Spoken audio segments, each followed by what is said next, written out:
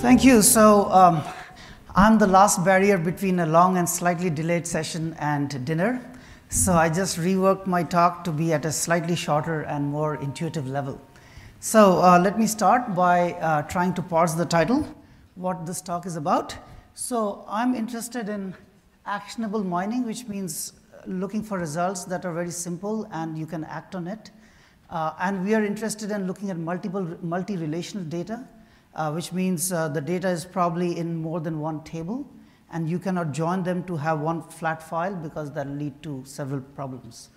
And the way we are going to do it is, and what I'm going to advocate here, is to build multiple localized predictive models. So underlying there's a prediction problem that I'm going to attack, and so let's see how that's going to work. So I'm going to start with an example which all of you are familiar with, this the Netflix prize. And when I saw this data, it was very interesting to me because normally in prediction you think of your X, which are all the independent variables or covariates or whatever the inputs, whatever you like to call them, and then you have the predicted values, the Y's. And here, the only thing you were given were some of the Y's, and there was no X at all in the picture, which is really bizarre, okay? And then people realized that you can actually still do something with this data. Why? Because if you assume that the Y's relating to the same row are somehow related, and similarly with the column, then you can use that information to do something. If there was exactly one input per row and column, then you are hosed. You just cannot do anything, right? So, and that's why there's this notion of a dyadic data where it's really, you can think of the data as interaction between two sets of entities, the rows and the columns. So it's dyadic, okay? Now turns out that there was actually some other information about this data set, which is very subtle. Firstly, the items that were missing may not have been at random, and you can exploit that, and that was very useful. And also there's a timestamp with each item, and since our preferences change over time, you could exploit that. Okay, so there was something, but the main information was just in the Y matrix, right? And that's why the something is called side information. It's like, secondary and not very important information, right? So, and as you know, the top solutions are basically big ensembles of matrix factorization or collaborative filtering and so on. And these methods won because they were good methods, and the objective function was to minimize a squared loss criteria, right? Now, if you think of a company, that may not be the only objective function you want to minimize. You want to see how quickly it is to run in an online fashion, to update, to maintain, and so on. In fact, to best of my knowledge, none of the solutions have been actually adopted because there were basically multiple criteria, and this met one of the criteria. In fact, it's not very easy to interpret an ensemble of 100+ solutions put together, right? Interestingly, the second Netflix competition that didn't happen was to have much richer information about both the people as well as the movies. So I'm interested in problems where you have much more information about the sets of entities that are interacting. Okay, so that's and we'll actually see some examples, and also you really may not be dealing with one table, but a whole set of interrelated information. So here's a picture of multi-relational data set, right? So in fact, we already saw an example, Professor Jawehan's talk. You could think of each network kind of network as a table, and then you have multiple tables connected together by the members of the nodes, which are the humans. So it's like pages of a book. Okay, but you can have a much more general look of multi-relational data. Also, you can have much richer type of side information available. You can have, of course, you can have properties of users and movies and things like that. You can also have hierarchies built on them. Actually, I'm looking at a forest ecology data set, which is the largest data set that this community is trying to build. There are over 1 million species, and there are more than 750 attributes. And then the species are in a 6-level hierarchy. Okay, so starting from all plants to the individual species. So you have very rich information. If you have humans, of course, they might be part of one or more social networks, so that's also another different kind of information. So you not only have relations or affinities, but you can have other types of rich side information, which you all of which you want to leverage in your predictive task, right? So ultimately, if you're trying to predict a rating, that's a predictive task. So see, the overview is that I'm trying to, again, predict affinities between two or more set of entities, right? Trying to leverage all other information that might be available. And the basic approach I'm going to suggest right now, and then I'll try to generalize that, is to try to exploit predictive heterogeneity. So you can see that's in Stanford color, because this morning's talk was a talk on heterogeneous networks, but their heterogeneous meant the different networks were based on different relations, right? Here what I mean is that different predictions will be based on different models. So I might have similar properties, but my response might be different. Okay, so it's a very different kind of heterogeneity, and you'll see an example, so it'll be pretty clear. And I'll mostly focus on a hard decomposition on the response space, the space of all possible responses you might be interested in predicting. And then I'll touch upon soft methods later on. Okay, but to keep things simple, I think a lot of the intuition can be conveyed by looking at these hard partitions. Okay, so the idea is going to be as follows, and the basic idea appeared in the ACM transactions on TKDD, is that I'm going to use the metaphor that I have customers and products, but these are basically two or more set of entities. So I could actually have tensor data as well. The math it goes through.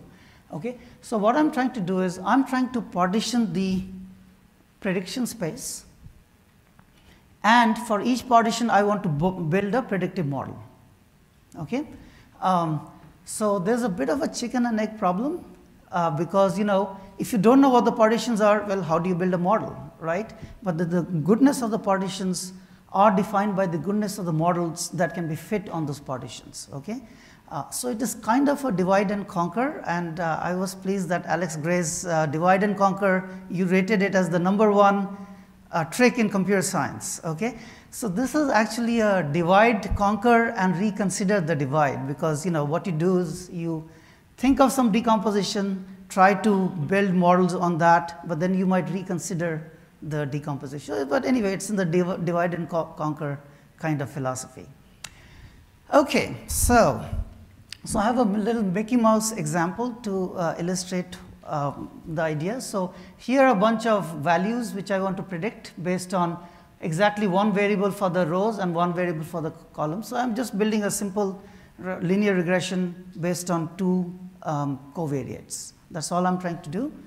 So this is obviously a toy example, but so I could try to just build a model, or I could regroup the data by reordering the rows and columns and build 4 models for the 4 colored areas.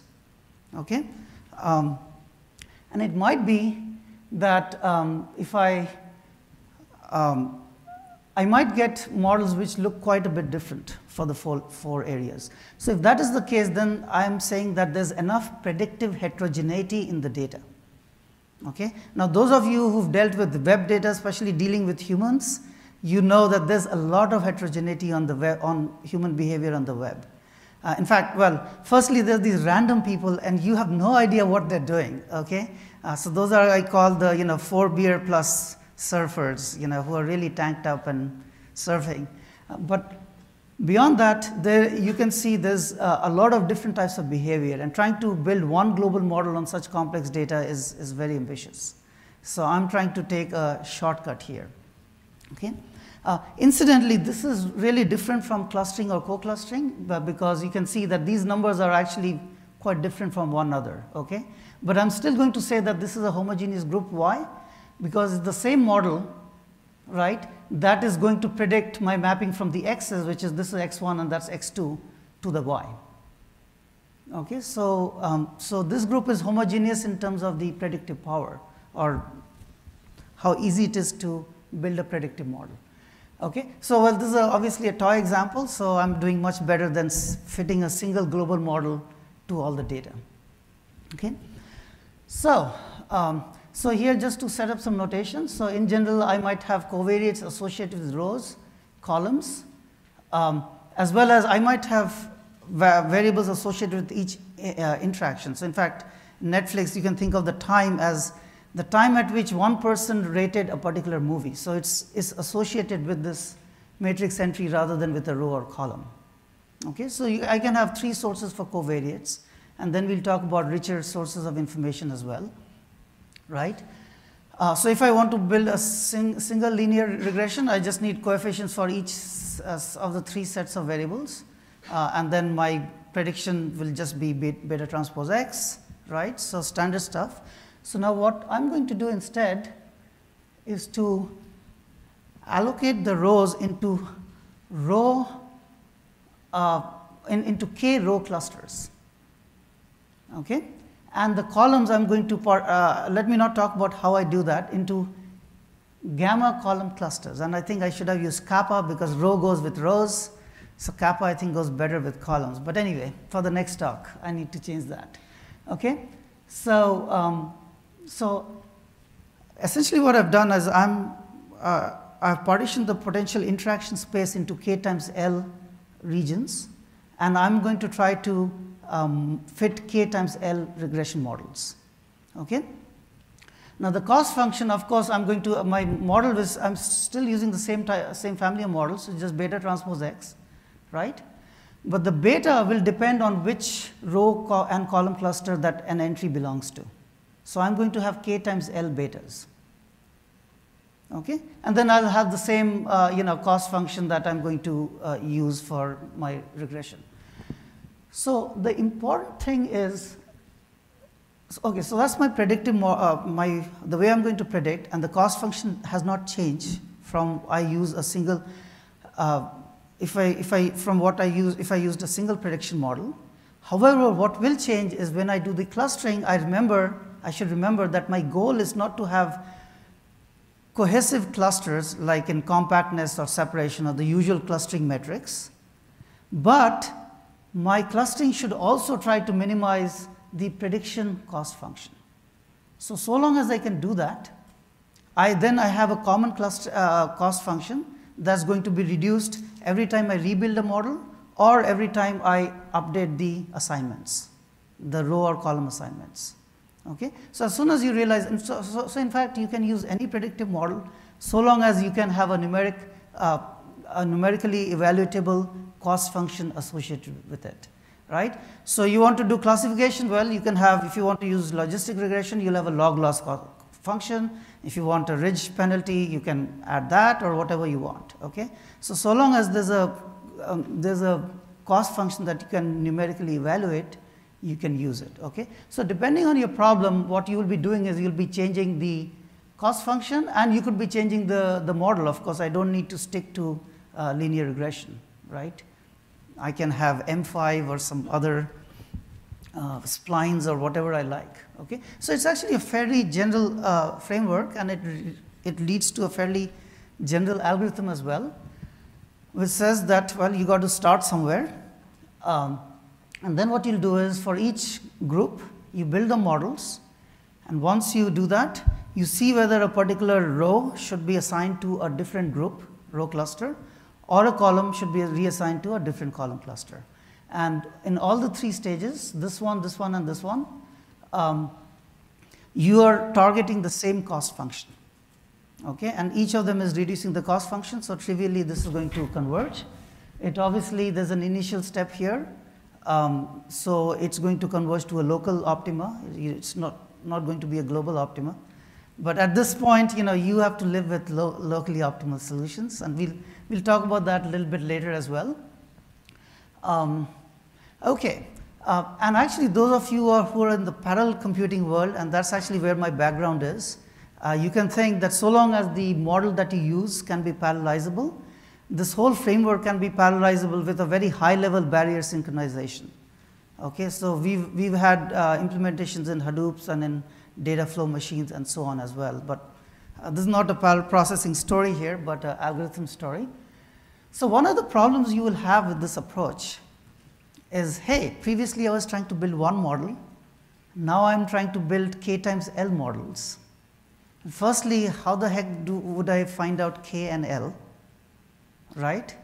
So there's a model selection problem which is now compounded because I have two things to figure out.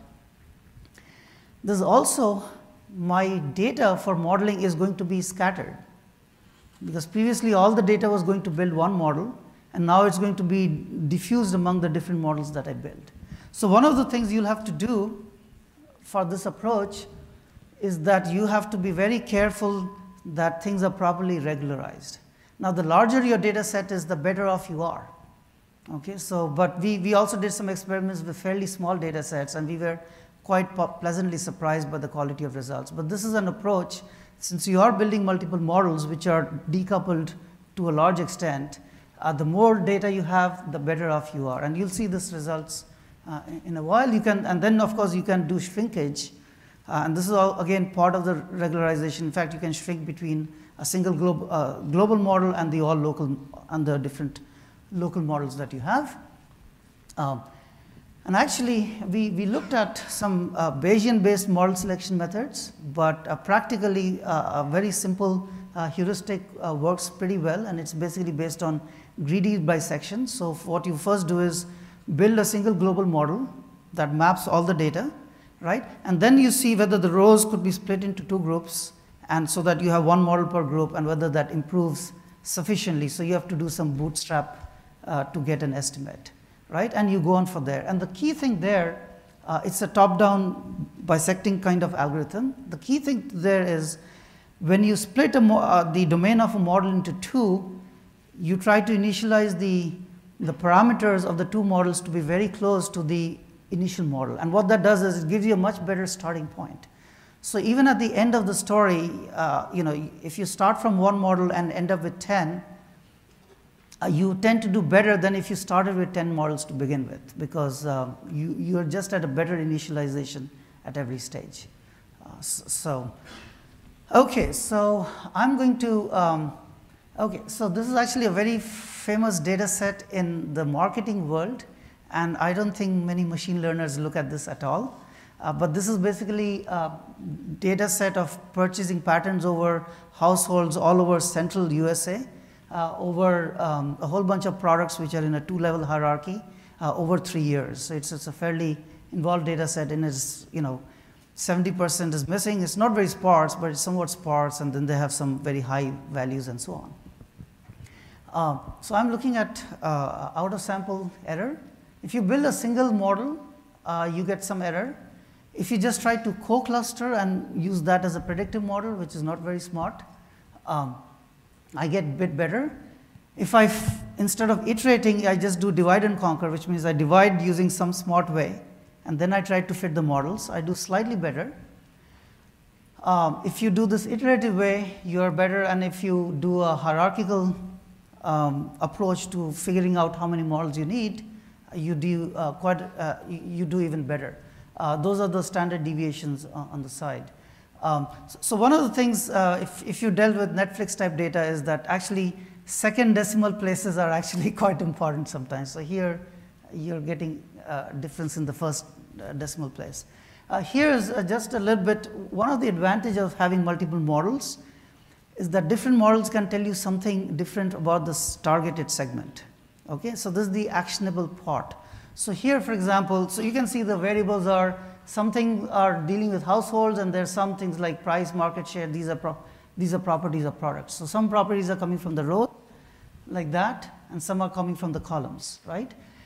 And you can identify segments of customers which, for certain segments of products, are mostly driven by price, while others are driven by brand. And then there are another set of customers who, for some products, the price is really not important. It's a question of how much ads they've been exposed to and so on. So from an actionability perspective, this is very useful, because then you can have multiple strategies for a more segmented customer base.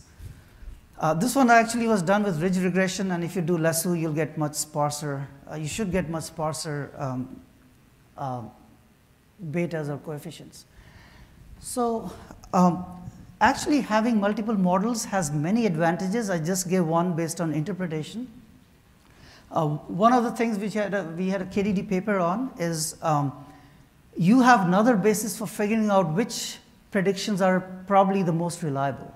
So for many applications, you really don't care about all the predictions. So for example, you want to play options in the stock market, you just want to be able to estimate the price of a few stocks very accurately. The rest you don't care because you have finite budget, okay? And this allows you a separate method that can wrap around any standard, confidence interval type method. You can have robust version, that's an ICML paper where you can, and for web data this is very important because some of the data, whether it be say rows or columns, could be just noise, and it's good to be able to drop them in the process of modeling. So while we are forming this group, we are also discarding outliers or uninformative data points. You can do active learning. You can try to feed more to the models that are not doing very well, and so on. So I wanted to show one picture which came from an active learning methods. So what's happening is these are the number of label points. So after every 400 or so label points, I try to figure out whether I need, for the hierarchical version, more models or not. Okay? So this is as I see more and more data, this is how my error goes. So my global model is, okay. So my global model, of course, with some data it benefits, but then it reaches its limit and it can do no better, no matter how much data you throw at it. If you use a flat partitioning, then initially you have way too many models and you don't have enough data. So you're not going to do well, but eventually it helps to have more models than a single model. So you're going to see the difference in performance. And this is the one where I did the hierarchical decomposition. And on average, these are the number of models. So initially, I just started with one model. So this coincides with the global model solution. And as I see more data, I can afford to fit more models. Okay? So here, I did not bring in the computational complexity, which Peter Bartlett talked about earlier on. But that could be another addition to this kind of study. And after a while, even with a lot more data, it really doesn't help you to build more models. Okay? So, it turns out that there are some problems. We did this hard partitioning because we had some business applications in mind. And one of the things we learned very quickly is that if you can't explain your solution very easily, people don't accept it. So a hard partition gives you very easily understandable solutions. Okay? There are some problems with the hard partitioning, and one is the famous cold start problem, right? With the hard partitioning, basically what happens is, if you have a new customer, for example, with no track record at all, then you really don't know where to place that customer into which group. Okay? Another problem with this is if you have other kinds of information, it may be more convenient to have a probabilistic framework which is more easily expandable to adapt to that. So there are some advantages to having a mixed membership or a probabilistic kind of approach. So since it's 6 o'clock, let me just quickly give a basic graphical model on how to do this. So in this example, I have M customers and N products. So each customer is going to, there's a Dirichlet prior here, and basically is going to belong to one of the row clusters. So Z indicates is just a cluster membership. Similarly, a product will be allocated to one of the column clusters. And of course, given a row cluster this guy belongs to, there'll be a certain distribution of his x's, which means his properties or his features or covariates, right? The same with the column. And the prediction in this case will be the predictive models parameters, whatever GLM you want to use, as well as the row and column co-cluster that you belong to. Okay, so if there are k of these and L of these, you'll have k times L models. Okay, now once you have a simple generative model like this, you can extend this box and have a mixed membership model, fully mixed membership model. If you have site information of other types, let me not go through this. So for example, if you have a social network defined on the users, you can use that to have an MRF prior on the cluster memberships. So that's all standard stuff. If the data is not missing at random, which is definitely true for a lot of ratings type data like Yelp and so on.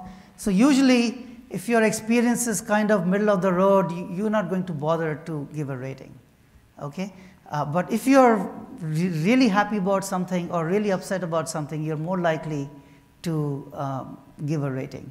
So you can try to model that by some function where if your rating is more extreme, if your actual rating, if you actually had rated an item, is more towards the extremes, you're more likely to do the rating. So you'll basically end up with a new binary variable that indicates whether a rating is there or not. And now for the ratings that are not there, you have to model. So the gray areas, for those of you who are familiar with these plate diagrams, is for things that you do not observe. Actually, here some of them are you do, and some, so never mind. Anyway, so you assume that this person has a rating in his mind for all the products, but he's only expects some of them, and you exploit that information as well in your graphical model. So we have done a bunch of experiments on this kind of models, and turns out that if you're lucky and the sun is shining like it is today, it works sometimes quite nicely, but sometimes even the very low-tech hard decomposition works better, and it's actually very fast, because what happens, the two stages, which is the model fitting and the reassignment, they ping pong on each other, and turns out that the convergence typically turns out to be very, very fast. Okay, so this is still work in progress. We've also looked at data where things evolve over time, and you can basically have a bunch of these models where the parameters are smoothed over time as well. So this gives you a much broader framework. But I think the key message I wanted to convey here is that if you have tons of data which is in one or more relational table, right, and there's a core problem which is finding affinity between two sets of entities, but there's other information that impacts this core problem, then a divide and conquer method with a little bit of introspection on the divide part can go a long way. Okay? So also I just wanted to mention, because normally we don't think of that in this community, that many of these problems are actually multi-objective optimization problems. So for example, I mentioned Netflix, and even though their computation was based on mean square error, in terms of what they would like to see in an application, that's just one of the various objectives, right? And the others would be, reliability and top K predictions, time, online time, all those things, maintainability. Those are all important objective functions. And part of what needs to be done is to bring multi-objective approaches to this framework. So with that, let me stop and solicit questions.